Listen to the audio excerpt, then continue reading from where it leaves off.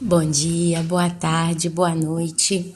Eu me chamo Ana Paula, para quem não me conhece. Seja muito bem-vindo ao canal Os Últimos Dias Antes do Fim. Meus queridos amados, hoje é dia 30 de outubro de 2018. Eu tenho tido dias muito atordoados, muita correria, feriado, marido em casa, filho em casa, enfim, gira daqui, gira dali. Me faltou muita privacidade. Eu andei passando mal também semana passada com dor de cabeça. E quando eu tô passando mal, eu tô sentindo dor, eu não tenho paciência para nada. Eu vou literalmente empurrando com a barriga, faço justo o necessário. Tenho que lavar as vasilhas do almoço, arrumar a cozinha, arrumo uma cama e vou levando, sabe? Tendo a ficar mais quietinha, não tenho paciência nem para falar, nem para ouvir muito. Então isso tudo colaborou aí, né, para postagem de um vídeo. Hoje eu tô aqui fazendo esse aqui correndo, sou sincera, porque são 10h20 da manhã, horário italiano, e eu tenho pouco tempo para, ainda depois de fazer esse vídeo, dar uma arrumada na minha casa, preparar esse vídeo para postar, e à tarde eu vou ter que sair. Então, meus amados e queridos irmãos, eu não vou girar muito não, eu vou direto ao ponto. Hoje eu quero ler com os irmãos o livro de Gênesis, capítulo 41, do 1 ao 35, e depois eu vou lá em 1 Tessalonicenses, capítulo 5, do 1 ao 3. E aí vocês vão me perguntar qual é a base, por que você vai ler esses textos e qual é a mensagem, né? O que você quer falar conosco hoje. Bom, meus irmãos, vocês vão entender, eu tenho certeza. Eu prefiro ir direto para a Bíblia e depois a gente vai bater um papinho aqui. Olha só. Capítulo 41 do livro de Gênesis, e eu vou ler o capítulo todo, ele vai do versículo 1 ao 35, é José, filho de Jacó, no Egito, interpretando os sonhos do faraó do Egito. E aqui vai contar toda a história, né? Toda a história do ocorrido, ok? E é isso aí que eu quero conversar com os irmãos. Então vamos lá, versículo 1 do capítulo 41 de Gênesis. Passados 2 anos completos, presta atenção, grifa aí na sua Bíblia. Passados 2 anos completos, Faraó teve um sonho. Quer dizer, depois dos 2 anos, Faraó teve um sonho. E eu escrevo aqui, ó, passados 2 anos completos. Gente, a gente tem que prestar atenção porque a Bíblia, ela é um livro que conta a história de um povo. E esse povo começa lá no livro de Gênesis, né? Quando Deus criou tudo, depois veio o dilúvio, depois veio Abraão, depois veio Moisés e chega lá nos apóstolos, chega lá no finalzinho em Apocalipse. Então a gente tem toda uma história, todo um percurso do povo judeu depois da igreja na terra, mas também é um livro profético e a Bíblia ela é cheia de chaves. Então quando a gente começa a ler a Bíblia, aprender realmente a entender que a Bíblia ela vive dando dicas, ela vive trazendo revelação, a palavra é viva, a gente então começa a pegar detalhes. E quando a gente chega nesse ponto de pegar detalhes na Escritura, nós estamos, então, meus amados, numa situação muito gloriosa, porque é Deus falando conosco na Escritura de modo muito direto, de modo muito atualizado e de modo muito temoroso. Nós temos que ter muito temor do que nós lemos, tá bom? Então, presta atenção. Passados 2 anos completos, e eu vou chegar, depois nós vamos conversar sobre esses 2 anos aqui. Faraó teve um sonho. Aí você pode colocar também aí, Faraó teve um sonho, né? Parecia-lhe achar-se ele em pé junto ao Nilo. Nilo é o rio que corta o Egito, se eu não me engano. Do rio subiam 7 vacas formosas à vista e gordas e pastavam no carriçal. Após elas subiam do rio outras 7 vacas, subiam do rio. Então se você quiser também sublinhar só a palavrinha rio, você pode sublinhar aí também, tá? Subiam do rio. Após elas subiam do rio outras 7 vacas feias, à vista e magras, e pararam junto às primeiras na margem do rio. As vacas feias, à vista e magras, comiam as 7 formosas à vista e gordas. As 7 vacas feias e magras comiam as 7 formosas. Então acordou Faraó Tornando a dormir, sonhou uma outra vez. De uma só haste saíam 7 espigas cheias e boas. E após elas nasciam 7 espigas mirradas, murchas, feias, secas, crestadas do vento oriental. As espigas mirradas devoravam as 7 espigas grandes e cheias. Então acordou o faraó. Fora isto um sonho. Ok. Ele sonhou então com alguma coisa acontecendo com as vacas e com as espigas. De manhã, achando-se ele de espírito turbado, perturbado, mandou chamar todos os magos do Egito e todos os seus sábios e lhes contou os sonhos, mas ninguém havia que los interpretasse. Então disse a Faraó, o copeiro-chefe: lembro-me hoje das minhas ofensas, lembro-me hoje das... Agora, o copeiro-chefe foi um homem que José ficou preso junto com ele. O copeiro-chefe teve um sonho. Esse sonho está lá no capítulo 50, lá em Gênesis 40, quando ele teve sonhos, 39, 40, vocês quiserem ir mais a fundo na história. E o copeiro-chefe, então, o José interpretou o sonho dele dizendo que ele ia ser liberado. Ele foi liberado e José falou para ele o seguinte: olha, eu vou te interpretar o sonho, mas depois, quando você estiver lá fora livre, lembre-te de mim, porque eu estou aqui, sou inocente, eu não fiz nada, e você é copeiro do faraó, pode interceder diante do faraó pela minha causa. Passou o tempo, o copeiro-chefe foi liberado e ele não se lembrou, ele não ligou para José. José continua na prisão, mas olha só. Então, disse o faraó, o copeiro-chefe, quer dizer, o próprio copeiro veio até faraó e disse: lembro-me hoje das minhas ofensas. Estando Faraó muito indignado contra os seus servos e pondo-me sob prisão na casa do comandante da guarda, a mim e ao padeiro-chefe, tivemos um sonho na mesma noite, eu e ele. Sonhamos e cada sonho com a sua própria significação. Achava-se conosco, ó Faraó, um jovem hebreu, servo do comandante da guarda. Contamos-lhes os nossos sonhos e ele nos interpretou, a cada um segundo o seu sonho. E como nos interpretou, ó Faraó, assim mesmo se deu. Eu fui restituído ao meu cargo e o outro foi enforcado.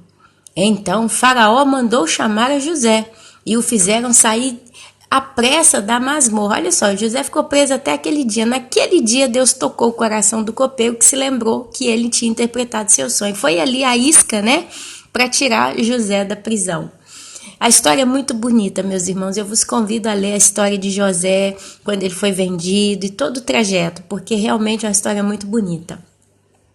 Então o faraó mandou chamar José e o fizeram sair depressa da masmorra. Ele se barbeou, mudou a roupa e foi apressar-se ao faraó. Este lhe disse: tive um sonho, José, e não há quem me o interprete. Ouvi dizer, porém, a teu respeito, que quando ouves um sonho, podes interpretá-lo. Respondeu-lhe José: não está isso em mim, mas Deus dará resposta favorável ao faraó. Então contou o faraó a José: no meu sonho, José, eu estava de pé na margem do rio Nilo, e eis que subiam dele 7 vacas gordas e formosas à vista, e pastavam no carriçal. Após estas, José, subiam outras vacas. Elas eram fracas, muito feias à vista e magras. Nunca vi outras assim disformes em toda a terra do Egito. E as vacas magras e ruins comiam as primeiras 7 gordas.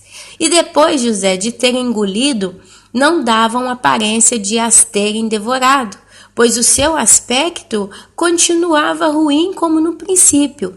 Então eu acordei. Depois, José, eu vi em meu sonho que 7 espigas saíam da mesma haste, cheias de boas. Após elas nasceram 7 espigas secas, mirradas e crestadas do vento oriental. As 7 espigas mirradas, secas, feias, devoravam as 7 espigas boas.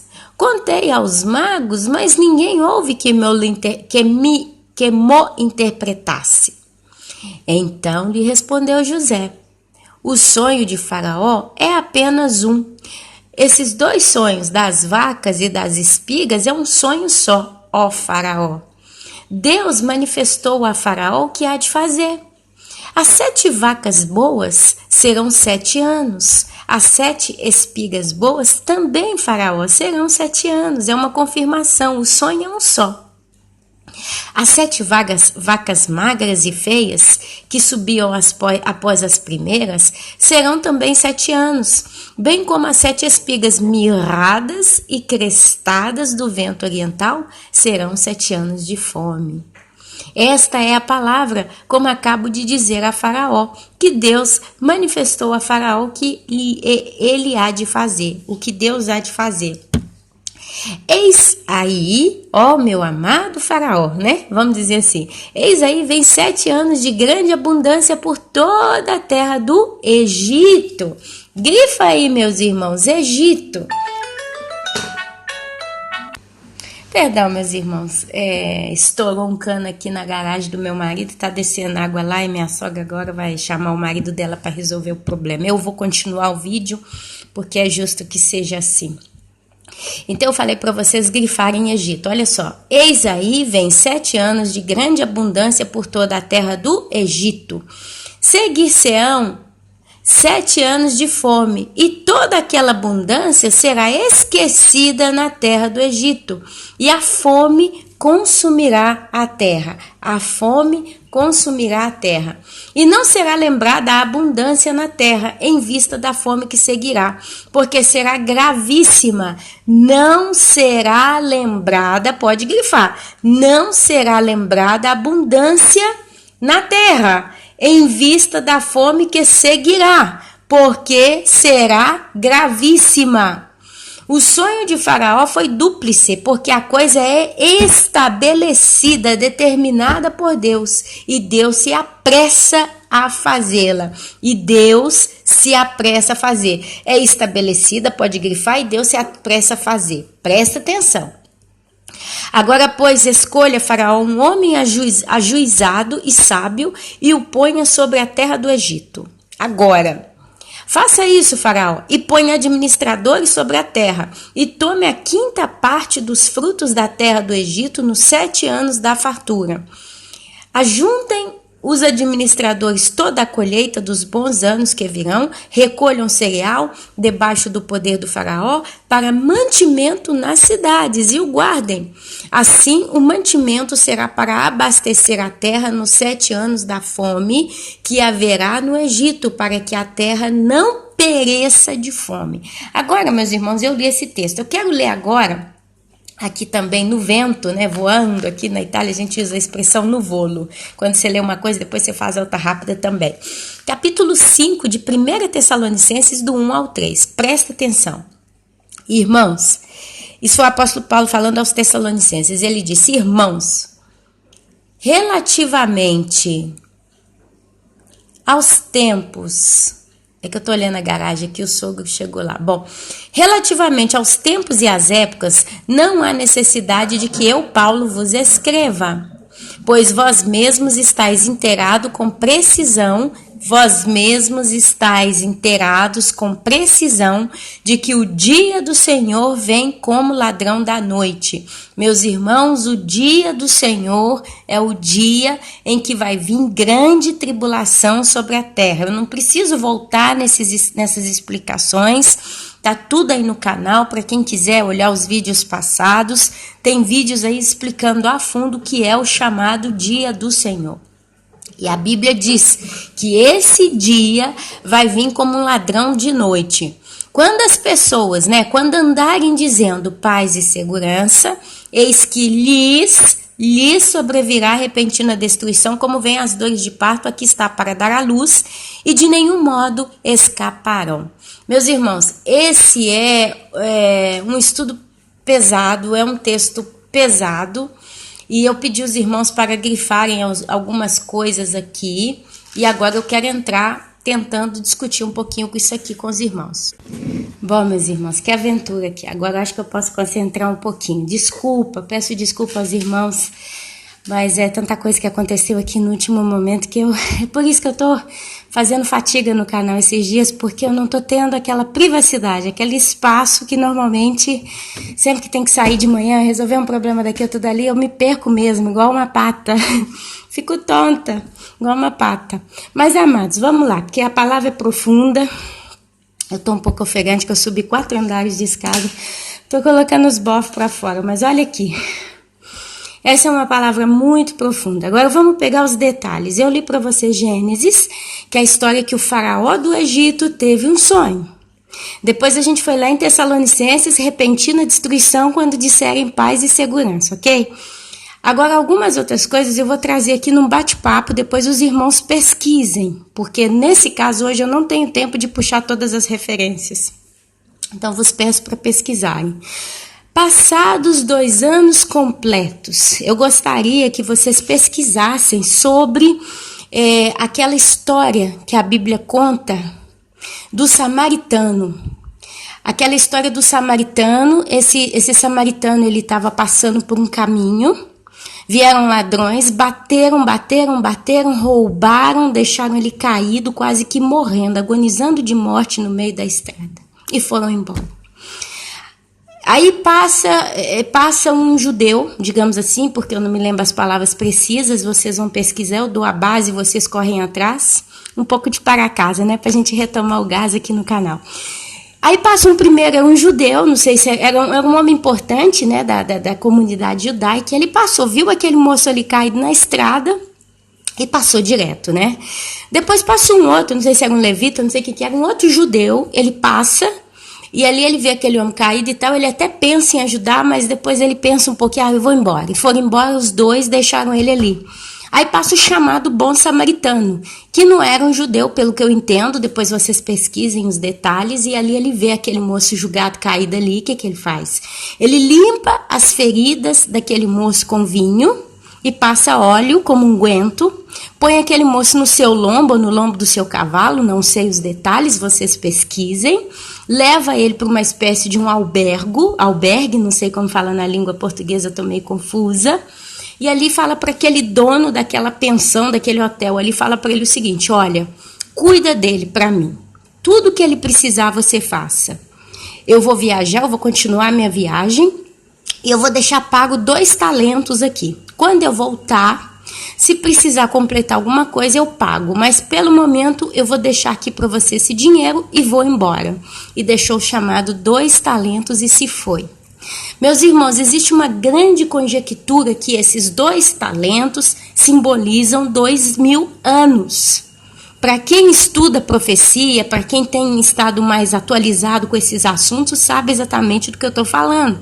A ideia é que esse período, ok, de 2 talentos, 2 dias, simbolizam 2000 anos, porque Deus fala na Bíblia que 2 dias para ele é como 2 anos, um dia como 1000 anos, 1000 anos como um dia. Para Deus não tem diferença. Significa que a Bíblia deixa essa chave. Jesus, o que ele faz?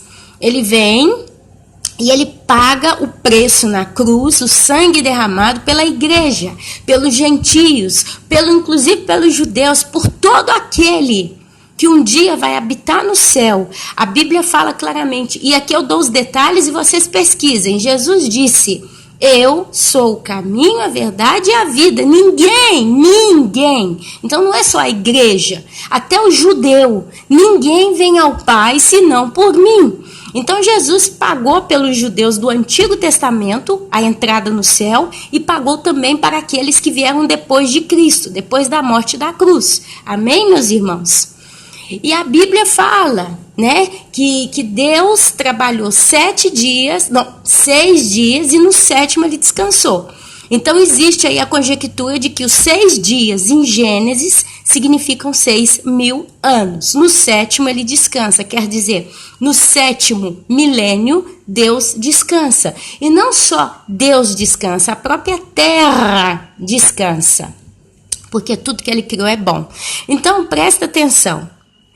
Existe uma crença, inclusive eu creio piamente nela, de que o tempo do homem no planeta Terra é 6.000 anos.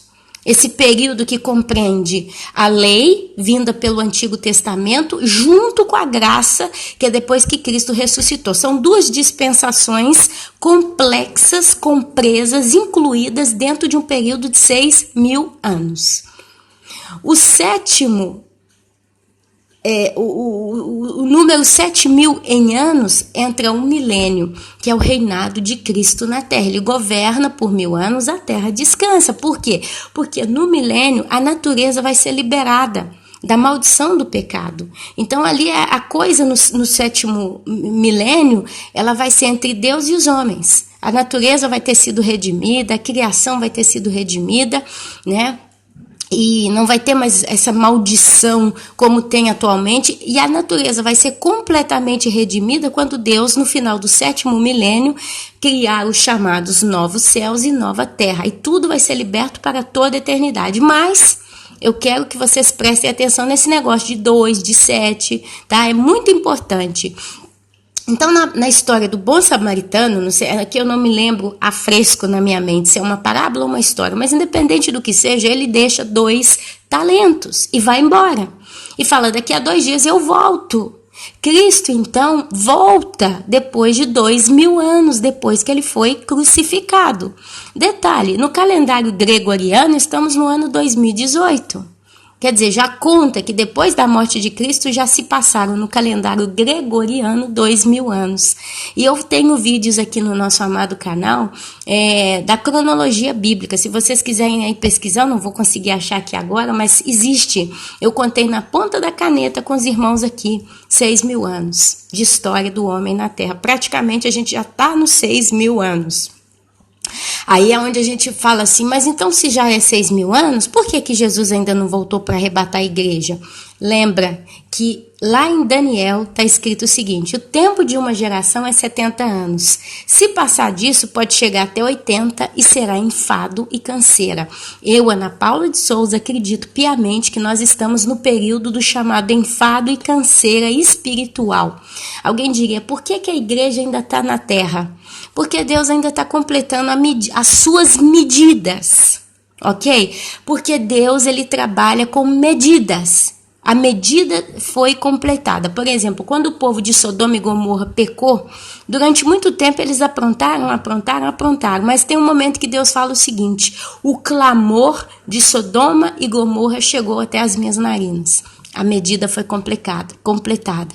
E aí Deus fala, vamos lá ver se é isso mesmo, porque nós vamos botar fogo em tudo. E não teve outra, Deus mandou fogo. Tá? A Bíblia fala que Deus, ele tem um cálice cheio da ira. E esse é o cálice que ele vai fazer beber a todos os pecadores. Esse mesmo cálice da ira de Deus, ele deu para Jesus na cruz.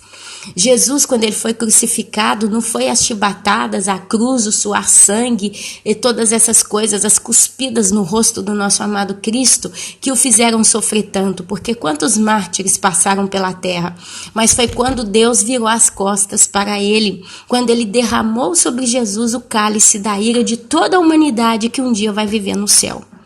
Porque a realidade é que todos pecamos e carecemos da graça, da misericórdia de Deus. Então Jesus, ele pagou. É como se Jesus, meus amados, tivesse passado ao mesmo tempo, dentro daquele tempo ali que Deus fechou, né? Deus, ele deu uma medida de tempo, de tanto, são 3 dias, né? Ele morreu, ressuscitou ao 3º dia. Então dentro desse período ali, quando ele morre, Deus, ele derrama o cálice da ira em cima do cordeiro. A Bíblia diz, não sei se é em Isaías ou Salmos, que ele foi pisado. Ele foi pisado e Deus se agradou em moê-lo, ok? Moê-lo. E aqui nós estamos falando a nível espiritual.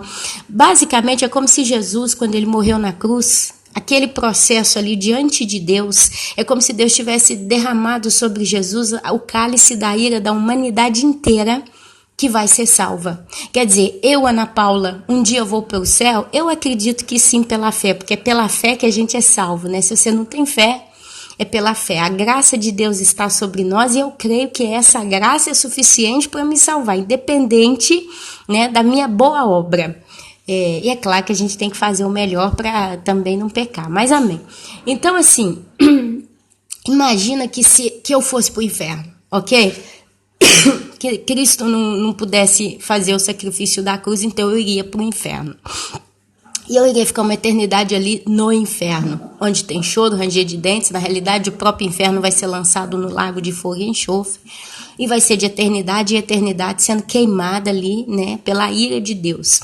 É como se Deus tivesse concentrado essa pena do fogo eterno numa porção, num cálice, e ajuntado com os bilhões de santos que também teriam que ir para o inferno, colocasse tudo aquilo dentro do cálice. Mais a vergonha do pecado.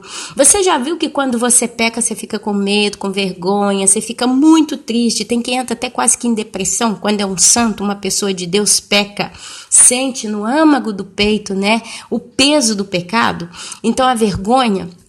Então, Cristo não pecou, mas todas as reações e sensações e toda a consequência do preço do pecado, ele sentiu em si. Então, ele sentiu a vergonha do pecado de todos nós, ele bebeu como se fosse o castigo de uma eternidade inteira no fogo do inferno em questão de 3 dias. Esse aí é o cálice da ira de Deus, que ele bebeu por nós. É por isso que ele falou, Senhor, se for possível, afaste de mim esse cálice. Ele não falou, afasta de mim a tortura, a cruz e tal. Não, o cálice da ira do Senhor. Esse é o cálice que ele pagou na cruz. É por isso que ele suou sangue, é por isso que ele pediu 2 vezes para Deus, se fosse possível, afastar dele aquele cálice, porque ele não pecou. Ele entendia, inclusive, que ele ia se sentir sujo, lordo, coisa que ele nunca foi predisposto a pecar. Então, assim, ele se sentiu realmente muito sujo naquela cruz, quando ele morre, quando Deus pisa ele, tá? E aqui é um número infinito, é um número sem proporção de tanta ira que ele bebeu ali naquela cruz. Então, meus amados, ele paga os 2 talentos. São 2.000 anos, ok? Então, são detalhes. Então, olha só, passados 2 anos completos. É por isso que eu falei aqui sobre a história do bom samaritano. Falei da cruz de Cristo, falei aí do preço do cálice da ira de Deus e do retorno, porque nós como igreja guardamos o arrebatamento por agora, porque se o tempo da graça dura 2.000 anos, que é o que a gente entende que esse tempo então já acabou, já está a ponto de acabar, estamos no enfado e cansaço que diz Daniel. Tá dando para entender? Eu tô falando bastante coisa aqui hoje, tá bem compactado, mas vocês depois vão anotando isso e pesquisem. Porque eu não tô inventando da minha cabeça. Faraó teve um sonho. Meus irmãos, Faraó era o rei do Egito. E na Bíblia a gente vê a palavra Egito várias vezes. Egito significa o próprio mundo.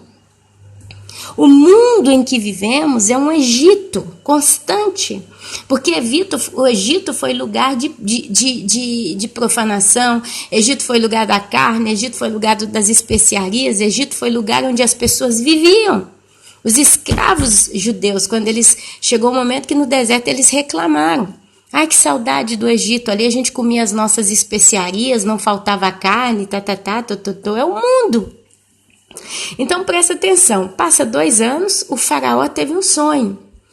Parecia-lhe achar-se-lhe em pé junto ao Nilo um rio, do rio subiam 7 vacas grossas, boas e depois 7 vacas magras.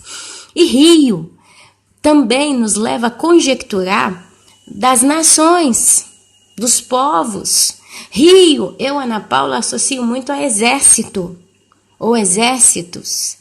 E a gente sabe que quando vier a tribulação, virá o anticristo e com ele o exército, o reino da Babilônia. E ele vai o império da besta que surge do mar é no meio de povos, nações, tribos e línguas. Vai surgir um império. E esse império vai ter um exército que trabalha para ele.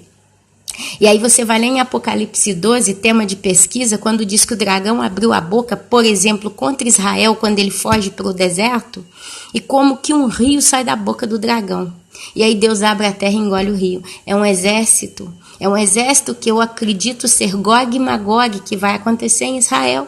Porque lá em Ezequiel 38 e 39, quando fala de Gog e Magog, diz que a terra abre a boca e engole o rio. Deus dá livramento para o povo de Israel em Gog e Magog. O próprio Deus vai combater pelo povo de Israel nessa guerra. E a próxima. Eu não acredito em nenhuma outra guerra a daqui para frente. A próxima guerra é Gog e Magog. E depois de Gog e Magog vai ser a chamada Terceira Guerra Mundial como Armagedon, porque todas as nações da Terra vão se voltar contra Israel. Então você pode ver a ameaça aí de Vladimir Putin, né? Porque os Estados Unidos saiu do acordo das armas nucleares. Não pense que Vladimir Putin vai apertar um botão e vai jogar uma bomba atômica nos Estados Unidos por agora. Não, não. A próxima guerra que vem é Gog e Magog, porque está na Bíblia. E eu, Ana Paula, sigo a Bíblia. Mas isso não significa que para depois vai ter, né, arsenal aí para uma terceira guerra mundial. É claro que vai ter, porque a própria Rússia vai estar participando. Todas as nações, está lá em Armagedon, vão se voltar contra Israel. São os exércitos. Todas as nações vão ter o seu exército para se voltar contra Israel no Armagedon. Né? Mas ok, isso é assunto para outra conversa, tá? E todas as nações que vão apoiar o anticristo, tem quem diz que não vão ser todas propedita, tem hora que tem gente que diz que é todas as nações, a Bíblia fala todas, enfim. Mas eu acho que são mistérios que só quem estiver ali, não somos nós, só quem estiver ali vivendo aquela coisa, vendo os noticiários é que vai entender ao pé da letra o que a Bíblia quis dizer no dia do Armagedon. Nós vamos ver de camarote lá no céu, amém, meus irmãos? Então olha só para você ver. Olha que coisa pesada. As vacas feias à vista e magras comiam as 7 vacas formosas. Então acordou o faraó. Tornando a dormir, sonha outra vez. De uma só haste saíam 7 espigas cheias e boas, e após elas nasciam 7 espigas mirradas, crestadas do vento oriental. As espigas mirradas devoraram as 7 espigas grandes e cheias. Então o faraó acordou e foi esse o sonho.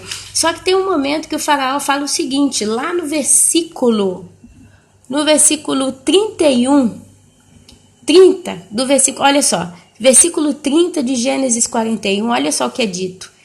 Seguir-se-ão 7 anos de fome, e toda aquela abundância será esquecida na terra do Egito, e a fome consumirá a terra, e não será lembrada a abundância na terra, em vista da fome que seguirá, porque será gravíssima. Meus irmãos, aqui na época do Egito, teve realmente esses anos. No final, quem lê a história vai ver que até Jacó, né, manda os filhos dele para ir lá comprar grãos, e ali começa toda a reconciliação de Jacó com seus irmãos. Jacó vem de José com seus irmãos. Jacó vem morar na terra do Egito, e ali eles crescem, passam-se gerações, e aí entra a escravidão no Egito. Então, eu te aconselho a ler a Bíblia. Não adianta conversar com pessoas que não sabem nem do que eu estou falando. Tá bom? A gente, por exemplo, quando vai participar de uma escola, de um estudo, de alguma coisa, é bom a gente sempre ler antes os assuntos para quando chegar na sala de aula, o professor começar a explicar, você já tem uma ideia daquilo que ele está falando. Isso serve também para as escrituras. Nós não temos mais tempo, meus irmãos, de destrinchar toda a Bíblia aqui no canal os últimos dias antes do fim. A realidade é que nós nunca tivemos um tempo, porque isso é só uma coisa entre você e Deus. Se você não parar todos os dias e ler 10 minutos mínimos da Bíblia, do livro de Gênesis até o Apocalipse, o Espírito Santo não vai poder trazer à tua memória aquilo que te dá esperança. E o que dá esperança é a palavra, porque ela é o pão, o maná de cada dia. É por isso que eu estou deixando como dever de casa, porque quem lê Bíblia, quando eu falo a história do samaritano, quando eu falo coisa A, B ou C, a pessoa lembra. Depois ela faz uma pesquisa e vai buscando e vai fazendo todo o contexto mais cheio, mais gordo. Amém? Então não adianta eu ficar aqui querendo explicar demais, porque nós não temos mais tempo para tanta conversa. Você tem que ler sozinho, senão não adianta. Mas voltando ao assunto, a Bíblia diz que a fome, quando consumiu, foi tão grande que eles passaram a se esquecer do tempo da abundância. Olha só, ontem eu ouvi alguma coisa rápida aqui na internet falando da Venezuela. Diz que a Venezuela ela teve um tempo em que era como no Brasil, né? O supermercado cheio, o povo prosperava, o povo trabalhava, doutores, né? Os agricultores, todo mundo, né? Estava bem. Nunca ninguém ali naquela época imaginou que a Venezuela iria passar pelo que ela está passando hoje. Diz que o estado lá está lastimável, está lamentável. Então hoje, esse povo venezuelano, eles lembram da prosperidade da Venezuela com saudade. Mas como uma coisa que para eles hoje é impossível de voltar a ter, porque a terra deles está completamente devastada e eles estão fugindo da sua terra. Imagina, meus irmãos, você tem sua casa, às vezes você trabalhou tantos anos para levantar as paredes, pôr os móveis, construiu, pagou mútuo, né? Pagou dívida aí com o banco, fez empréstimo, talvez ainda está pagando. De repente, você tem que mal a pena sair com a roupa do corpo da sua casa e ir para um lugar que você não sabe nem para onde vai, você vai para onde está indo todo mundo e você vai seguindo a multidão. E de repente você se encontra dormindo ao léu, debaixo do sol, debaixo da lua. Se chove, você vai para uma tendinha de um ponto de ônibus e tem que ficar ali escondido da chuva, não pode tomar um banho, não pode tirar o sapato e relaxar um pouco. Talvez não tem um colchão para deitar, tem que abraçar seu filho para ele não morrer de frio. E vai nessa história aí, caminhando, sem rumo, vagando pela terra. Meus irmãos, será que esse povo lembra da prosperidade que um dia eles tiveram? Só para vocês terem uma ideia, então a carestia, a fome aqui no Egito foi tão grande que a abundância não pôde ter sido mais lembrada. Porque a coisa foi tão pesada, foi tão grave, que eles não podiam mais se lembrar. Foi uma desgraça, foi pranto, foi tristeza. Provavelmente teve mortes nesse período. Não é todo mundo que conseguiu chegar no Egito para comprar. Provavelmente pessoas morreram, povos foram devastados aqui. Provavelmente coisas aconteceram.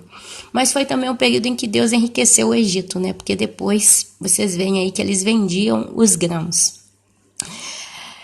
Bom, depois eu fui com vocês lá em 1 Tessalonicenses, capítulo 5, 1, 3. E olha só que ironia. Eu quero ler de novo aqui para a gente voltar a refrescar a mente do que eu estou falando. Irmãos, relativamente aos tempos, aos anos.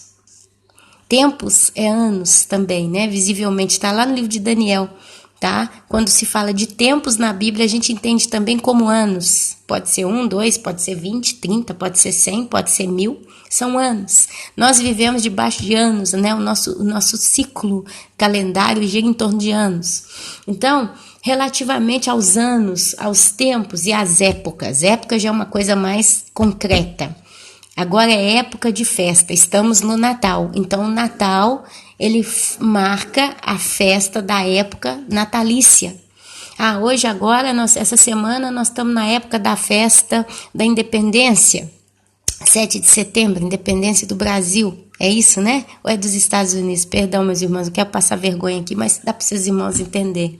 É a época da independência. Ok?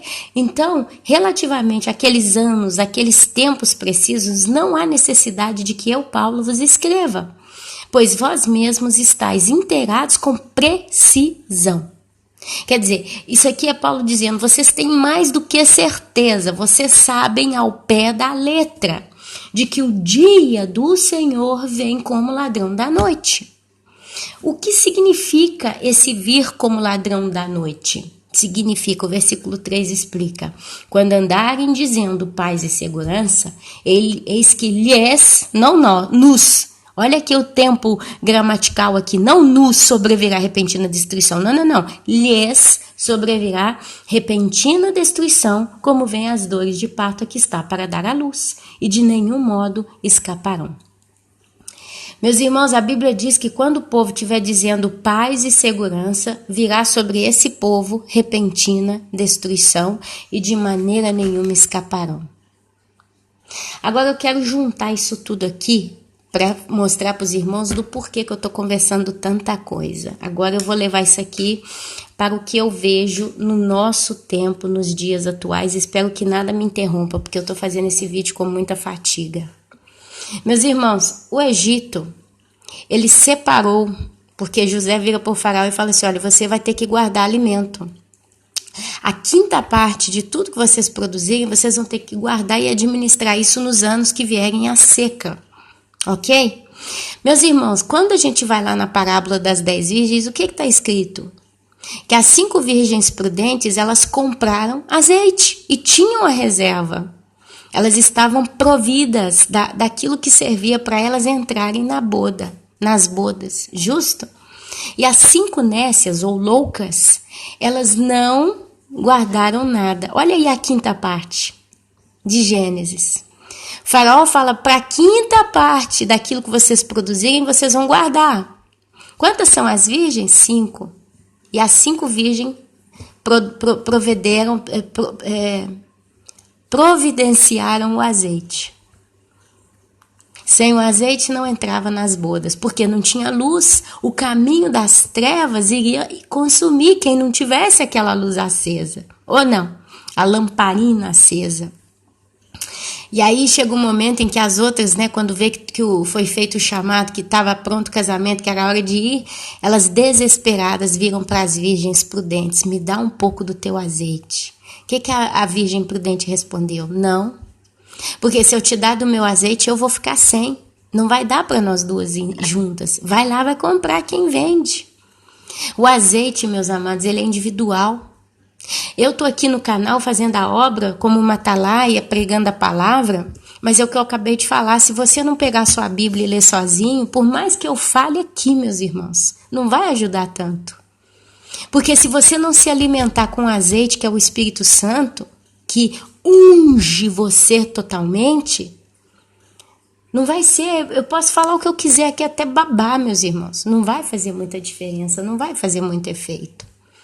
O canal Os Últimos Dias Antes do Fim é um complemento para a sua vida espiritual, mas 99% da sua vida espiritual tem que ser feita entre você e Deus. Nós somos 1% desse complemento. A gente está aqui estudando aquilo que você já conhece, porque se o que eu falo bate e é verdade, Deus vai confirmar no teu coração.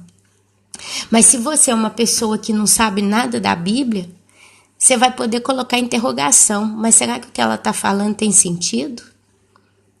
É complicado, é complicado. Presta atenção, meus irmãos. Eu queria falar um negócio para vocês aqui, o número 7.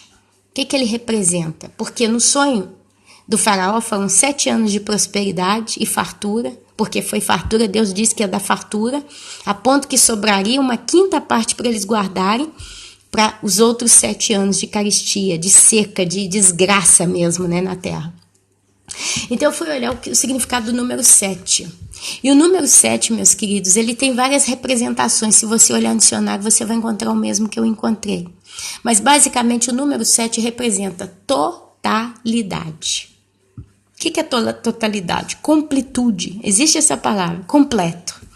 Eu peço, irmão, eu peço desculpa, eu falo 2 idiomas e às vezes eu misturo as palavras, eu esqueço as palavras na língua portuguesa, às vezes eu falo uma palavra em italiano, porque a cabeça da gente, eu já tenho 40 anos, não que eu seja velha, talvez você se ofenda por ter 40 anos também, fala, poxa, se ela se sente velha, eu também sou, mas a cabeça minha tá muito cansada. Eu inclusive estava comentando isso com alguns irmãos esses dias, eu falei, gente, eu tô com a cabeça tão cansada. Sabe, é tanta coisa que eu quero fazer, é tanta coisa que eu tenho visto, pensado, é tanta informação que eu tenho recebido ao mesmo tempo e tanta coisa que eu preciso fazer, tanta responsabilidade como mãe, como dona de casa, tanta preocupação, porque a gente se preocupa, né?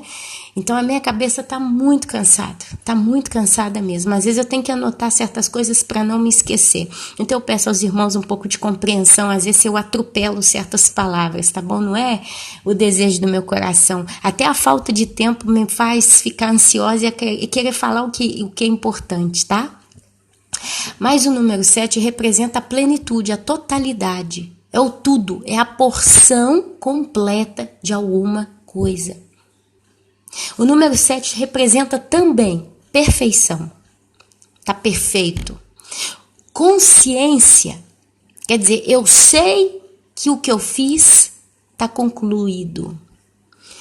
Intuição, a gente intui, a gente sente. A espiritualidade também é representada pelo número 7. A vontade também é representada pelo número 7. O número 7 também representa a conclusão cíclica. Olha aí a história das dispensações, dispensação da lei, dispensação da graça, depois vai vir a dispensação da ira, e depois a dispensação milenar. São várias dispensações. Pelo menos eu estou falando pelo que eu vejo nos blocos bíblicos, né? As divisões. Tem a dispensação pré-diluviana. Foi o mundo antes do dilúvio. Tinha uma dispensação ali. Quer dizer, cada tempo da humanidade na Terra foi de um modo para com Deus. Atualmente, o modo que Deus está lidando conosco é o tal da graça. Quer dizer, todo aquele que invocar o nome do Senhor será salvo. Mas não é invocar porque grita, Deus. Às vezes é aquela pessoa muito ruim que fala, ai meu Deus, aí vai ser salvo. Não, não. Invocar de coração. A Bíblia fala que Deus sonda o coração do homem. Outro dia eu ouvi uma besteira aí, alguém dizendo, um pastor, ele falando assim que a unção vem pela transferência. Então ele disse que ele estava numa reunião com vários membros, e ele foi cheio do Espírito Santo, porque ele buscou. E então ele foi instruído a botar a mão na cabeça de alguns, porque o Espírito Santo passou para aqueles ali. Heresia pura. Porque então, se fosse assim, eu boto a mão na cabeça de alguém porque eu tenho o Espírito Santo na minha vida, eu boto a mão na cabeça de alguém, a pessoa vai ser batizada com o Espírito Santo? Não. Não. Não.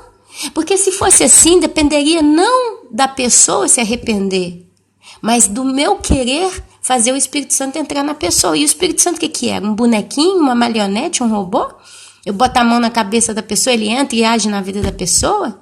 Se fosse assim, então todos nós que estamos com as nossas famílias, na maioria dos casos, perdidas, é um marido desviado, é um marido que não aceitou Jesus, como a gente fala, bastava não é que o cristiano, né? O moço vai lá dormir, tá lá dormindo, às vezes chegou em casa depois de um belo... bebeu toda, chegou todo em casa tonto, igual uma égua, como dizia minha mãe, como diz a minha mãe, e ali então deitava para dormir embriagada, aí você vai lá, cheio do Espírito Santo, bota a mão na cabeça dele, o Espírito Santo entra na vida dele, e aí ele já levanta santo. Olha só quanta besteira, não é verdade? Então, meus amados, nós estamos na dispensação da graça, mas para estar nessa dispensação significa que o que está aí, que é a salvação, é grátis, mas você tem que se arrepender. Sem arrependimento genuíno, Deus não entra não, Deus não opera na vida de ninguém. Não adianta esse tanto de gente que fala aí que teve uma experiência com Deus, mas não teve arrependimento, não liberou perdão, não entendeu que mais do que vítima da vida, também crucificou a Cristo com seus pecados, por menor que possa ser o teu pecado. Todos nós crucificamos a Cristo. Ele bebeu o cálice da ira que ia cair sobre a tua vida um dia na eternidade.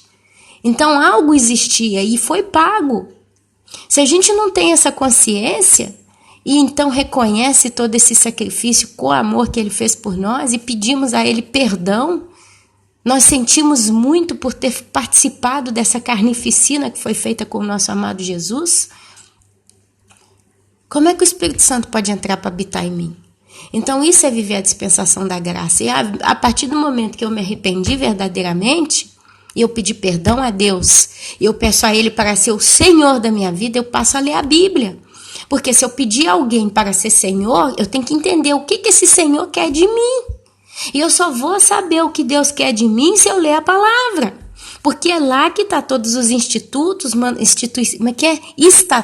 mandamentos, toda a vontade de Deus está escrita na palavra.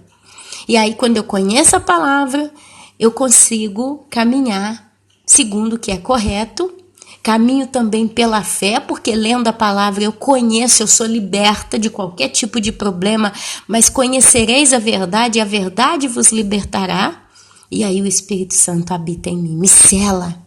E ele traz à memória aquilo que me dá esperança, porque é a esperança que nos mantém de pé, a esperança de que Cristo nos salvou e ele vai nos levar.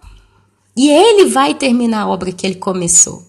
Meus irmãos, o negócio é profundo, eu não consigo falar tudo que eu gostaria aqui em 1, 2, 3 horas. O negócio é profundo, mas voltando ao significado do número 7, conclusão cíclica de alguma coisa e renovação.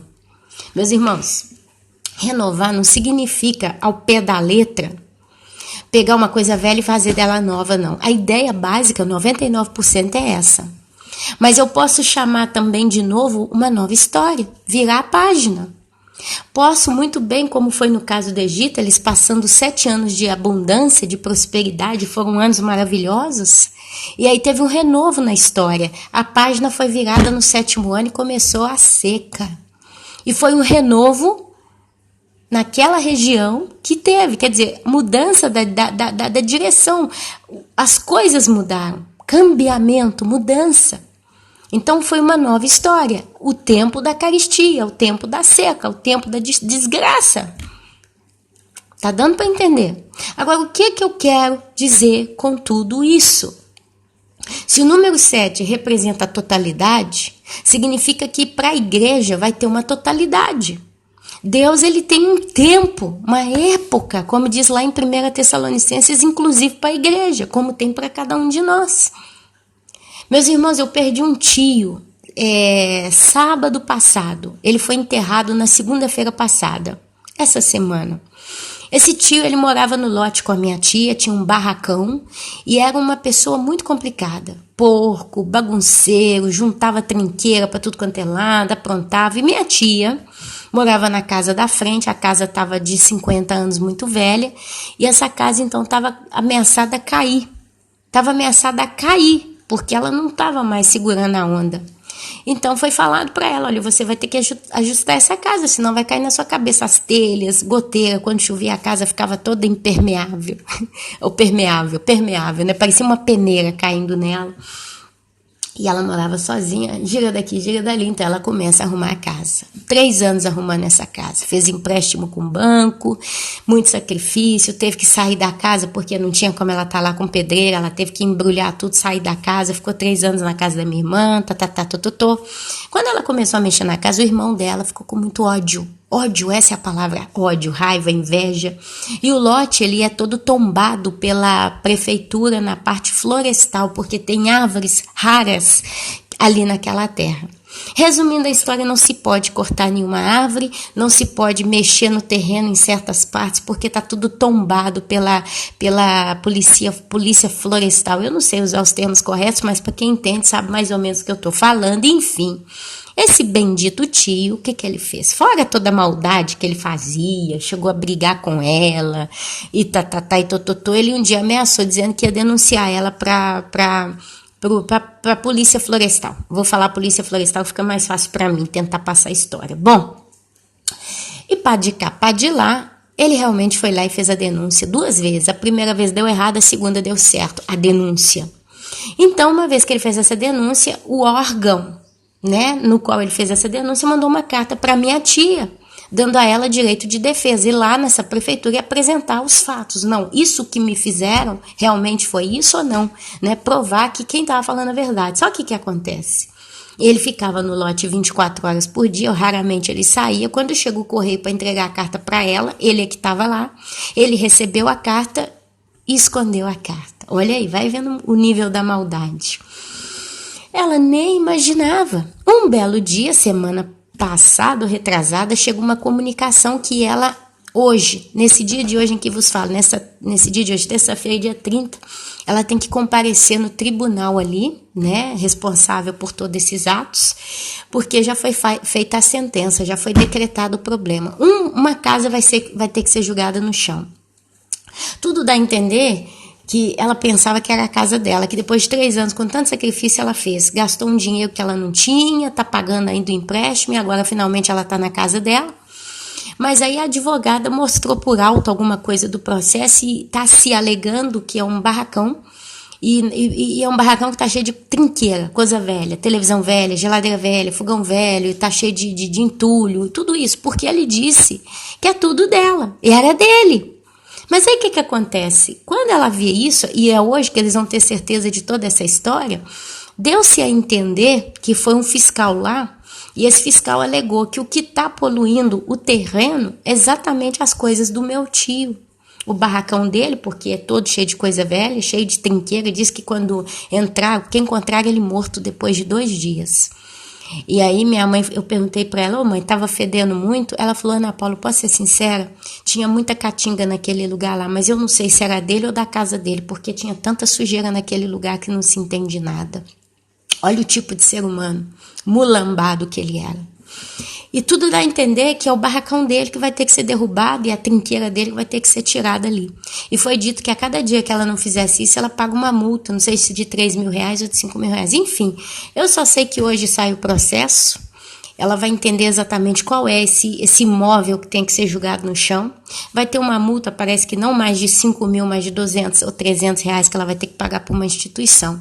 Mas aí ele faz o quê? Ele liga para uma irmã que ele tem, que tinha um barracão livre, e fala assim, será que você não pode me dar um espaço aí para eu morar aí com você, não? porque ele já sabia que ele provavelmente ia ter que pagar pelo mal que ele mesmo plantou. Só que tem um detalhe. Sábado à noite ele estava lá dançando soul music para os vizinhos, amigos dele, fazendo, né, o dançarino. E depois que fizeram a bela noitada, cada um foi para sua casa, ele entrou para o barracão dele, fechou a porta, caiu morto em terra e morreu. Louco, esta noite pedirão a sua alma. Diz que ele andou passando mal, todo mundo tentou levar ele para o hospital nos dias anteriores, mas ele não queria. Ele não aceitou ir para o hospital. Minha mãe disse que ele parece que já sabia que ia morrer. E talvez foi por isso que ele então pegou pesado e mandou esse processo todo arrebentando com a minha tia por causa da inveja. Só que, resumindo a história, até aqui tudo indica que o feitiço virou contra o feiticeiro. Amados, ainda que a minha tia tenha que derrubar a casa dela, que ela fez em 3 anos, com tanto sacrifício, está tudo novo, inclusive os móveis. Quem está pagando a dívida eternamente agora é ele, porque para o céu ele não foi, com toda a maldade que ele fez. E ele morreu convicto que era aquilo que ele tinha que fazer. Ele não está no céu, não penso que esteja no céu.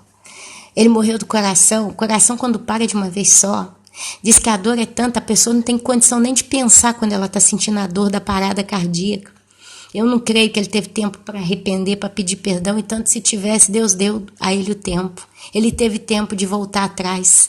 Em vez de ligar para a irmã, pedir ela para dar um barracão para ele, ele podia vir na irmã, a qual ele fez toda essa maldade, pedir perdão. Falar, olha, eu fiz porque eu estava com raiva, eu estava com ira, eu estava com inveja, foi uma coisa ruim que tomou conta de mim. Eu fiz uma grande besteira, mas eu preciso te pedir perdão. Eu preciso te pedir perdão.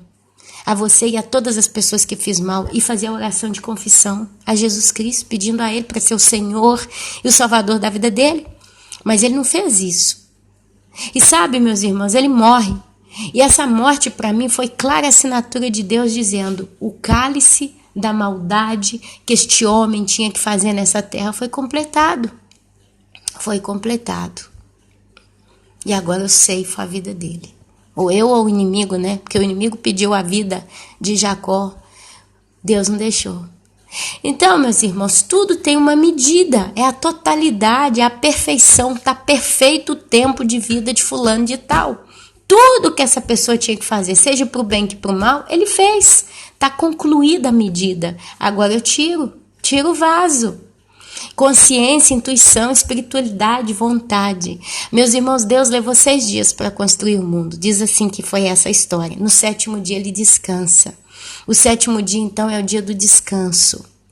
E aí você vê na história de Gênesis 7 vacas gordas e 7 vacas magras.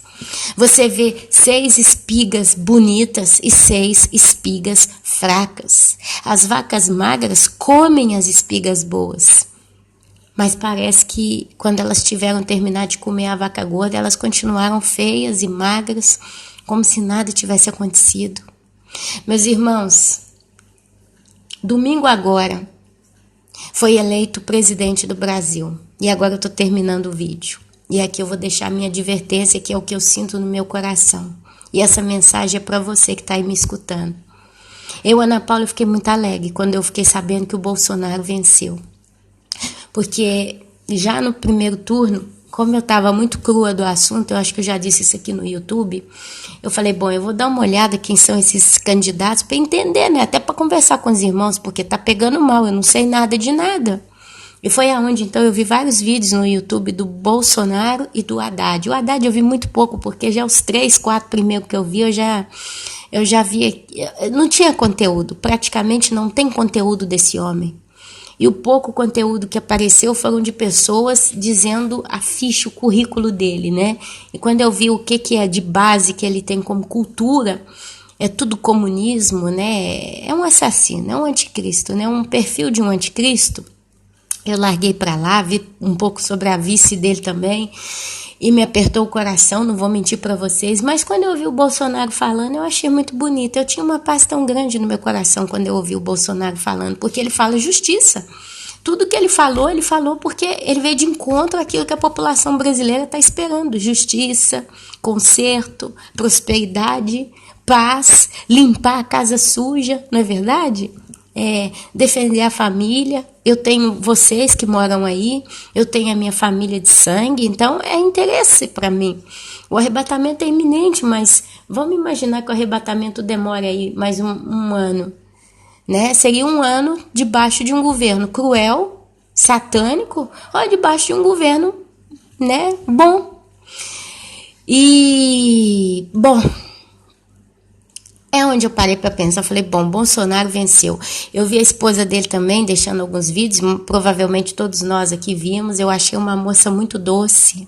Eu chamo ela de moça, que ela parece uma menina, uma moça muito doce, muito meiga, né? Se vê que ela fala com o coração. Teve numa entrevista que os olhos dela encheram de lágrimas quando ela disse que quer ajudar o próximo. E o Bolsonaro, ele teve um atentado de morte. Tem todo mundo falando que ele é maçom, que o vice dele é maçônico, né? Meus irmãos, Belo Horizonte, a cidade onde eu nasci, toda a prefeitura de Belo Horizonte sempre teve base maçônica. Na Praça 7, que é a praça central da cidade, tem um belo de um obelisco gigante lá, para quem quiser ver. A cidade de Belo Horizonte sempre foi dirigida pela maçonaria. Nem por isso, meus amados, a nível prático, foi uma cidade desgraçada. Eles fizeram muitas coisas boas e eu, sempre que vivi em Belo Horizonte, me encontrei bem a nível de transporte público, nunca tive problema. Eu, Ana Paula, eu estudei bem, vocês podem ver que eu sei bem o meu português, eu consigo fazer 4x4, sei fazer conta, entendo um pouco de ciência, biologia, química, física. Estudei em escola pública, mas tive uma boa base. Na minha infância, na minha adolescência, sempre a gente conseguiu trabalhar e comprar comida, sempre nunca passei, assim, a necessidade que a gente passou em casa de comida, porque meu pai abandonou por um tempo, mas do momento que eu comecei a trabalhar, nunca faltou nem carne na minha casa, a gente sempre teve de tudo. Eu fui uma pessoa da mocidade que eu tinha condição de ir até para um cinema, tinha dinheiro para pagar um cineminha, uma discoteca final de semana, eu vivi uma vida boa. Do momento que eu comecei a trabalhar, minha irmã também, a gente teve alguma coisa. Então, assim, eu, Ana Paula, não tenho o que reclamar. Inclusive, eu sempre fui muito apaixonada com a cidade de Belo Horizonte, porque, assim, o nível da população, pelo menos que eu tinha contato, né? Porque a gente não tem como ter contato com todo mundo de mundo.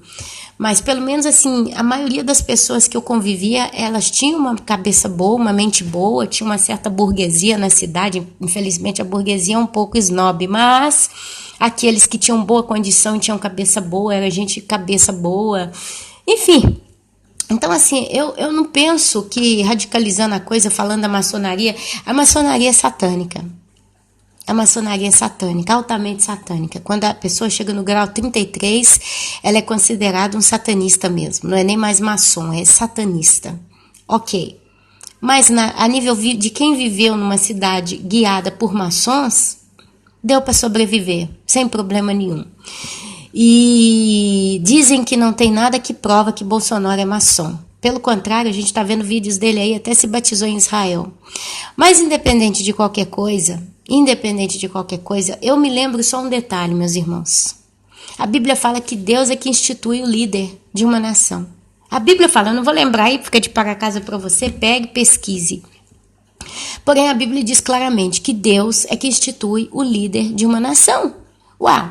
Se é Deus que põe o líder, inclusive o próprio faraó que fez aquela bagunça com o povo quando eles estavam para sair do Egito, Moisés ia lá e disse que Deus endurecia o coração de faraó. É Deus que está sob o controle de tudo. Deus está sob o controle de tudo.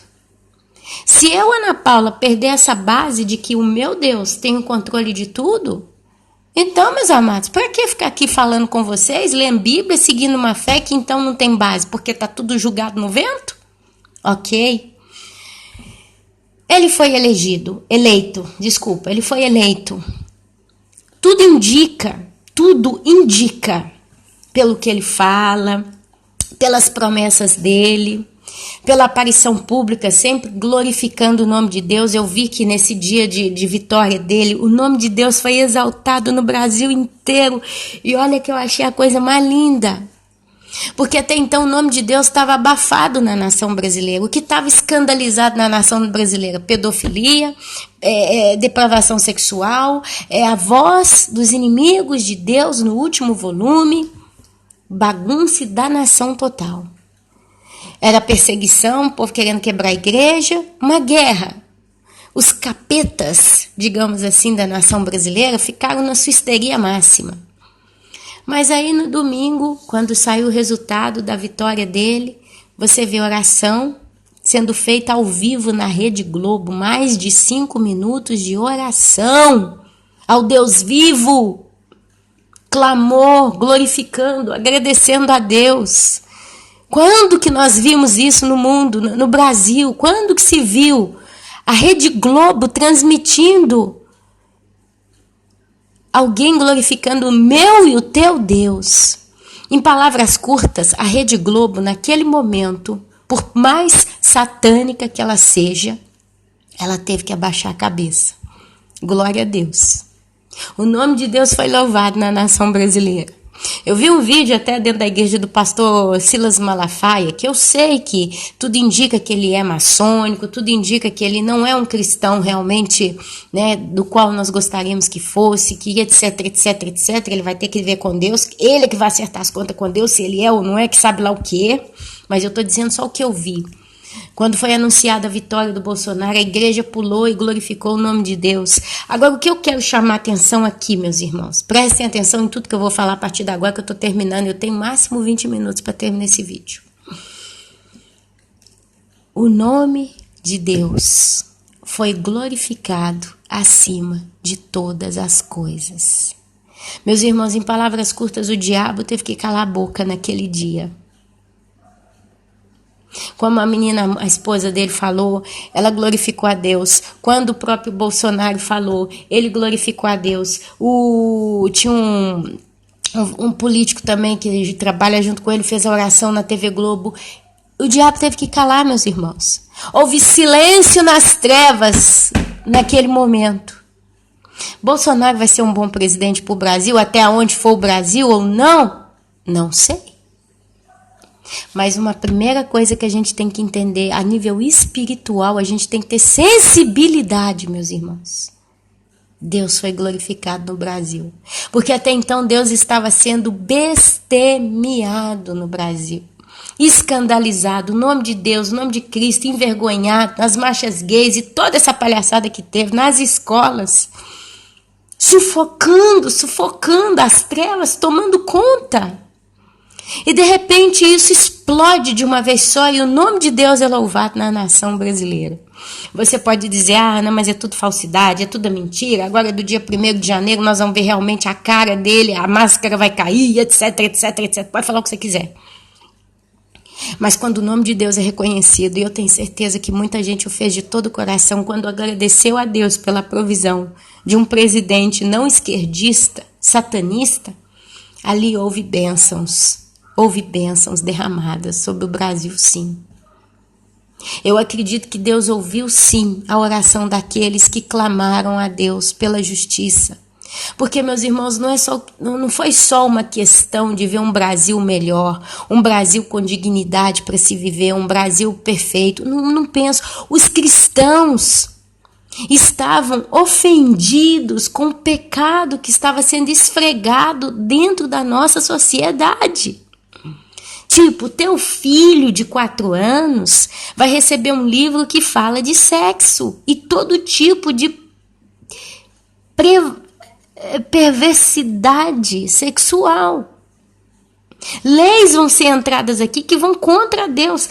A Bíblia diz lá no livro no Novo Testamento que a alma de Ló, quando estava dentro de Sodoma e Gomorra, Ló estava com a sua alma atribulada, incomodada, ele não tinha paz, ele não tinha sossego, ele estava sofrendo, porque ele estava vendo aberrações contra Deus dentro da cidade que ele morava. E a Bíblia chamou o Ló de justo, o justo Ló. Assim estava a alma de milhões de brasileiros, homens e mulheres que ainda tinham princípios. Pessoas, meus irmãos, sofreram por saber que Deus estava sofrendo com tanta aberração, tanta rebeldia, tanta loucura. Então muitos foram em oração pedindo justiça porque não aguentavam mais ver o nome do seu Deus sendo envergonhado. Princípios que Deus nos estabeleceu, nos deu. Tá dando para vocês tentar entender o que eu estou querendo dizer? Então Deus honra Deus então honrou a nação brasileira. Deus, ele honra, ele põe uma pessoa no governo que fez como os reis de Israel. Agora, se ele vai cumprir com tudo que ele está falando do dia 1º de janeiro, se a igreja ainda estiver na terra, a gente vai ver. Aí é uma outra coisa. Mas um primeiro passo, meus irmãos, foi dado. A nação clamou a justiça de Deus. Quer dizer, como se o povo estivesse falando: Deus, olhem o que estão fazendo com teu nome. E isso está machucando o meu coração. Eu estou ofendido porque estão ofendendo o nome e a pessoa do Senhor. E Deus então entendeu, compreendeu e se sensibilizou com isso. E providenciou então socorro bem presente na hora da angústia em cima da nação brasileira. Ok? Eu, Ana Paula, eu vejo esse quadro. E eu creio que realmente esse homem vai fazer algo pró-Deus.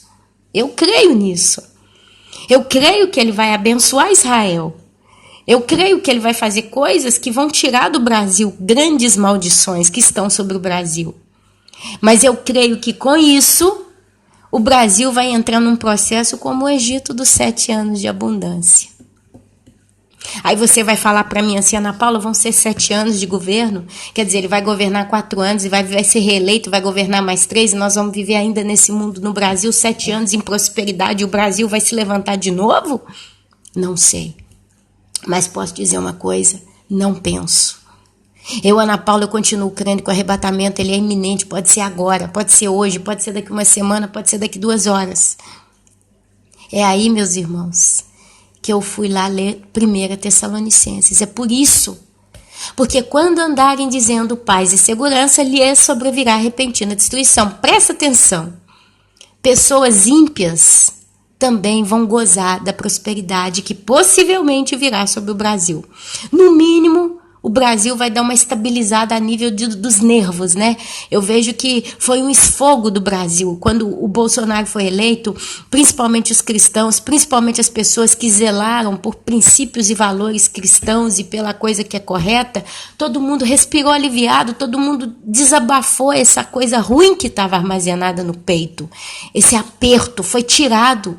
Quer dizer, novos ares de esperança. Agora o Brasil vai poder voltar a se reerguer. Uau, nós não ficamos com o mesmo destino da Venezuela. Existe agora uma garantia política que algo vai ser trabalhado. Uma irmã, inclusive, falou comigo que muitos políticos não se reelegeram, né? Então, assim, parece que foi uma limpeza boa mesmo em toda a política brasileira. Muita gente que não prestava foi embora. Mas aí eu quero falar para vocês, por que eu fixei tanto no número 7? Porque o número 7 representa totalidade, perfeição, consciência, intuição, espiritualidade, vontade, conclusão cíclica e renovação. Paulo disse que nós estamos inteirados e de maneira nenhuma a gente tem como ser confundido. Que quando disserem paz e segurança, lhe sobrevirá repentina destruição. É ali que virá o dia do Senhor. E o que eu quero dizer com isso? Porque eu estou tentando chegar num ponto aqui, falando do modo mais simples possível. A igreja de Cristo não deve baixar a guarda. A igreja de Cristo não deve se encher de esperança, dizendo: agora nós vamos poder viver prosperidade no nosso Brasil. Meus irmãos, eu tenho orgulho de ser brasileira. Eu moro na Itália. Mas no carro que eu dirijo tem a bandeira brasileira. E eu tenho orgulho, é tão gostoso poder olhar para a bandeira do meu Brasil veranil. Eu amo o meu Brasil. Eu amo de todo o meu coração essa nação. Quando alguém aqui me pergunta de onde que eu sou, eu falo: eu sou brasileira com a boca cheia. Eu não tenho vergonha nenhuma. E quando alguém aqui, alguém da Itália tenta desmerecer o meu Brasil, eu não deixo ficar assim. Não, não é isso que você acha que é o meu Brasil. Eu tenho tanto orgulho. Mas, meus irmãos, a minha pátria não é dessa terra. A minha pátria verdadeira está lá com o meu Senhor. E Ele está vindo me buscar. Meus irmãos, a Bíblia diz que as 5 espigas secas engoliram as 5 espigas boas. As 5 vacas magras engoliram as 5 vacas gordas. E o detalhe, quando a gente come, a barriga fica grande, a gente se sente mais forte, a gente levanta os lombos, a gente retoma energia.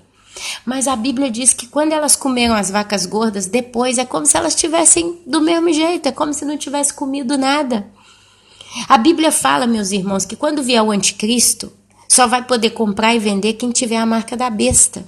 Então, se uma pessoa recebeu prosperidade nessa terra, às vezes você mora de aluguel, vence Bolsonaro, depois de 1 ano a igreja é arrebatada, e nesse período você consegue finalmente comprar sua casa própria, porque toda a condição econômica do país fica estabilizada a ponto de você conseguir comprar sua casinha, e você então finalmente, em vez de pagar, não sei, R$1.000 de aluguel, você está pagando uma prestação de R$700 por mês de prestação da sua casa, quer dizer, ganhou R$300 no bolso, está tudo bonitinho, está tudo certinho. Entra a grande tribulação, entra 7 anos de desgraça com o anticristo nessa terra. Como é que você vai pagar IPTU, IPVA, a água, a luz, o telefone, se você não tiver a marca da besta? Como é que você vai pagar a prestação da sua casa todo mês, se você não tiver a marca da besta? Tá dando para entender o pulo do gato? Não adianta. Como é que você vai num posto de saúde pegar um remédio controlado que alguém da sua família toma sem ter a marca da besta? Você compra um carro zero, você tem que pagar o IPVA, não é isso que é o imposto do carro, IPVA? Como é que você vai lá pagar o IPVA sem a marca da besta? E se você não paga as suas dívidas, o governo toma seus bens. E aí para onde você vai? Para a rua, com uma mão na frente e outra atrás. E a desgraça naqueles dias, a coisa vai ser tão grave que as pessoas não vão se lembrar dos dias de prosperidade. Todo mundo vai estar no limite. Eu não sei como é que o povo vai sobreviver na tribulação. Eu não sei como é que os santos citados em Apocalipse, capítulo 12, último versículo, vão sobreviver fisicamente. Esse mundo vai estar completamente em caos na natureza, em caos político, em caos social. Tudo vai estar crolando a cabeça dessas pessoas. Todas vão ser decapitadas, a maioria. Eu não sei, meus irmãos. E a tristeza vai ser tão grande que lá em Mateus 24 diz que aqueles dias vão ser tão terríveis que se não fossem abreviados, nenhuma carne escaparia. Cadê o povo que vai entrar no milênio? Se os dias não for abreviado, ninguém entra. Então, meus queridos, a Bíblia fala: maldito o homem que confia no homem. Conclusão. Eu, Ana Paula, acredito que Bolsonaro vai fazer um bom trabalho. Eu acredito, gente, ele pôs a cabeça dele na forca. Se você parar para pensar, quando ele levou aquela facada, ele não morreu, porque Deus segurou ele, ok? E Deus deu a vitória da presidência para ele, porque é Deus que põe o homem no poder. Ele que decide quem ele põe e quem ele tira. Ah, mas pôs o Lula? Sim, porque o Brasil precisava de juízo. Deus, quando deixou o Lula governar, os anos que governou a Dilma, foi Deus mostrando para a população brasileira consciente. Vamos chamar os conscientes aqui, porque o povo que não está nem aí para nada, você pode ver que eles não continuam, eles estão do mesmo jeito. Para eles querem o PT de todo jeito. É uma obsessão, né? Deus, ele bateu o martelo para muitos, porque deixou eles se apegarem às concupiscências da carne deles. Mas o povo com a cabeça no lugar, Deus deu um experimento. Você já viu quando você come petisco? Antes de você comer um belo prato de alguma coisa, eles põem aquela tábua com salaminho, um pouquinho de queijo, uma azeitona para você ir comendo ali para enrolar. O antipasto, né, que a gente chama aqui na Itália. Deus, ele deu um antipasto. Ele só deu uma amostra do que poderia virar o Brasil. Contemporaneamente está lá o exemplo que é a Venezuela, está aí do lado. Então, quem tem ouvidos, ouça. Olha aí o que é uma nação sem Deus. Ok? Mas aí o povo clama, porque esse povo, então, se ofendeu pelo próprio Deus. Eu acredito que a base maior é essa. E Deus, então, comove seu coração e manda a bênção. Só que os propósitos de Deus têm que ser cumpridos, porque o decreto de Deus já está dado. A tribulação vai vir, o anticristo vai vir, o mundo vai entrar nas trevas. E vai entrar na ira de Deus, porque o dia do Senhor está chegando, porque o pecado não parou. Gente debaixo de um governo abençoado vai gozar mais de seu pecado. Pessoas vão ter uma condição econômica melhor para pecar. Pessoas vão estar mais tranquilas e não vão orar. Porque tá tudo bem, tá tudo bom, tá na bonança. Para que eu vou orar? Eu vou lá domingo na igreja, assisto o que o pastor fala, amém, glória a Deus. Para que eu vou ler Bíblia todo dia? Eu tenho que trabalhar para um concurso público, eu tenho que entrar na faculdade, eu tenho que mudar de emprego, eu tenho que investir, eu tenho que ter sonhos. Eu preciso casar, então para que eu vou ler Bíblia? Então, meus irmãos, eu creio que o tempo que a igreja ainda vai ficar nessa terra são 7 anos espirituais da bonança que teve na terra do Egito. A igreja vai participar do tempo da vaca gorda ainda. Pode demorar 6 meses, 4 meses. Pode ser, imagina a igreja arrebatada no final de janeiro. Então a igreja gozou de um governo presidencial bonzinho por 20 dias? Pode ser. Pode ser que a igreja ainda fique aqui na terra mais 3, 4 anos? Pode ser. Mas o que o José falou para o faraó? A 5ª parte você tem que armazenar. E o que aconteceu com as virgens prudentes? Elas guardaram o azeite. Elas compraram o azeite. Elas se provederam, se encheram de azeite. Então nós, nesse momento, agora temos que esquecer completamente o discurso da política. Basta, até aqui todo mundo falou, até aqui todo mundo orou, até aqui todo mundo clamou, amém. Mas agora basta, página virada, agora eu volto para meu Deus. Agora eu volto para a minha vida espiritual. Agora o clamor não é mais pedindo a Deus justiça na nação brasileira, não. Agora o clamor é salvar a minha família, salvar meus entes queridos, salvar os meus amigos de trabalho e salvar almas. E manter a minha vida. Aquele que está em pé, tome cuidado para que não caia. Abrir meus olhos com relação à verdade, ao conhecimento, ao entendimento da vontade de Deus na minha vida. Me encher do azeite. Porque esse azeite vai acabar. O Senhor vai nos retirar desse cenário. E quando isso acontecer, as pessoas ao nosso redor vão estar passando por um período que elas vão estar dizendo paz e segurança. Mas as 5 virgens imprudentes, os loucos, sobre eles virá repentina destruição. Quer dizer, todo período de bênção, eu leio para vocês, e não será lembrada a abundância na terra, em vista da fome que seguirá, que vai vir logo em seguida, porque esta será gravíssima.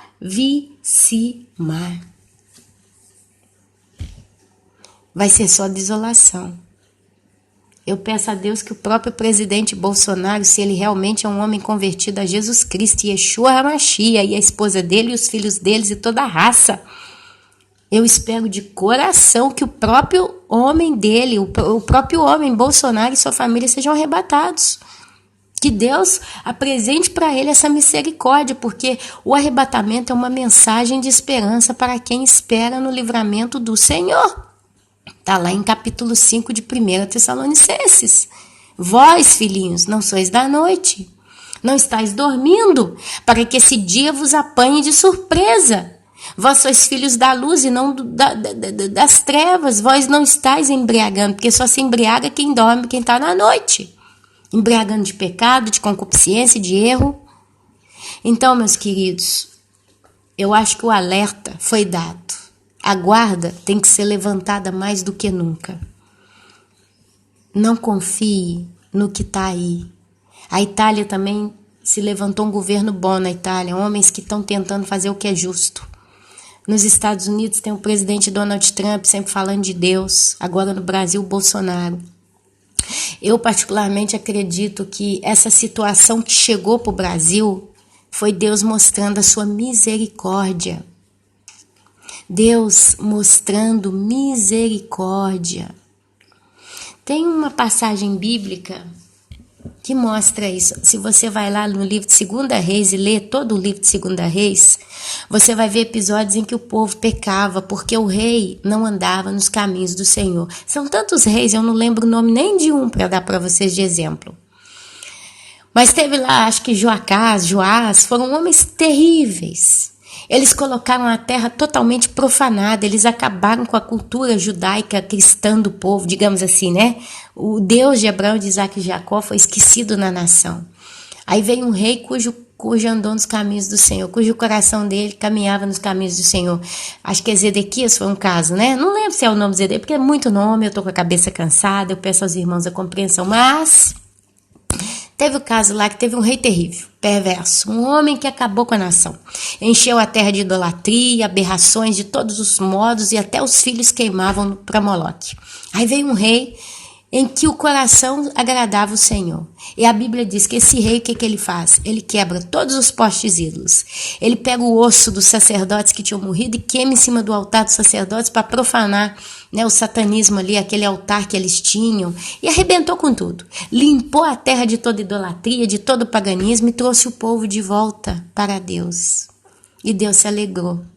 Enquanto tal rei viveu, a Bíblia fala que Deus ia, acho que foi Zedequias mesmo. Pesquisa, meus irmãos, vai pesquisar. Acho que Deus está deixando eu ficar meio caduca assim, até para os irmãos terem mais vontade de correr atrás das informações também. Porque se eu recebo, por que não você receberia? Mas acho que foi o Zedequias que Deus então fala que ele ia morrer. Ele ia morrer, mas aí Deus fala para ele o seguinte: olha, o meu juízo sobre essa terra já está decretado. Porque esse povo aprontou demais. E eu já decretei o juízo. Mas vai ser o seguinte: você não vai viver para ver a minha mão descendo nessa nação. Você vai morrer antes. Então, enquanto aquele rei viveu, a terra que ele vivia estava próspera. Meus irmãos, enquanto a igreja estiver na terra, a terra em que a igreja estiver, de certo modo, vai gozar de uma certa paz, de uma certa prosperidade, de uma certa provisão. Mas quando o rei foi tirado, o rei, acho que é Zedequias, me perdoe, depois se vocês quiserem colocar os comentários dessas referências bíblicas, eu poderia fazer próprio um estudo aqui, mas eu não tive tempo. Quando o rei foi tirado, ele morreu. O que aconteceu? Veio o exílio, veio o inimigo e acabou com a terra. Acabou com aquele povo rebelde. Quando a igreja foi retirada do Brasil, dos Estados Unidos, da Itália, da França, do Japão, da Coreia do Sul, da Coreia do Norte, da Austrália, da Oceania e de todo lugar onde ela está, vai vir a mão de Deus, o dia do Senhor. Então essa mensagem que eu deixei aqui para vocês, e eu preciso encerrar agora porque o meu tempo não me permite mais, é essa. Não pare de ler a Bíblia. Não pare de orar pela salvação dos entes queridos. Não pare de ficar atento e atualizado com as notícias, com o que está acontecendo no mundo, que está crolando. Chove no mundo inteiro, o mundo inteiro está sendo rachado, está aparecendo buracos no mundo inteiro, águas estão cobrindo, e diz que quando Jesus viesse buscar a igreja, seria como nos dias de Noé. E está diluviando no mundo inteiro. É um sinal, meus irmãos. Olha o arco-íris para lá, para cá. É a aliança de Deus. Olha, com água eu não vou destruir, mas vai vir um fogo. Presta atenção, meus irmãos. Se você não é sensível à voz de Deus, comece a orar a Ele e pedir sensibilidade, porque o bicho vai pegar, meus irmãos. Eu tenho meu coração muito em temor. Eu tenho muito temor no meu coração nesses dias. Tenho muita esperança, muita alegria. Tão gostoso você ver esperança, né? Brotar uma flor no deserto. A esperança de o Brasil se levantar e ser um Brasil próspero. Quem não gostaria? Mas não sei por quanto tempo, porque o tempo do Brasil também está contado. O rei vai ser retirado, o juízo vai vir. Então, meu querido e minha querida, essa é a mensagem que eu queria deixar. Eu não sei se eu consegui passar tudo que eu queria, porque infelizmente hoje eu estou falando e olhando no relógio, eu estou com o meu tempo muito complicado, mas a ideia é essa. Não deixe que o que apareceu agora na nossa nação te iluda. Viva o ano de prosperidade do Senhor na tua vida, para investir. Encha-te do azeite, porque o Senhor vai nos tirar dessa terra. Ore pelo presidente, sim, para que Deus consiga chegar no coração dele com a mensagem do arrebatamento, que isso chegue até ele, para que ele também se prepare.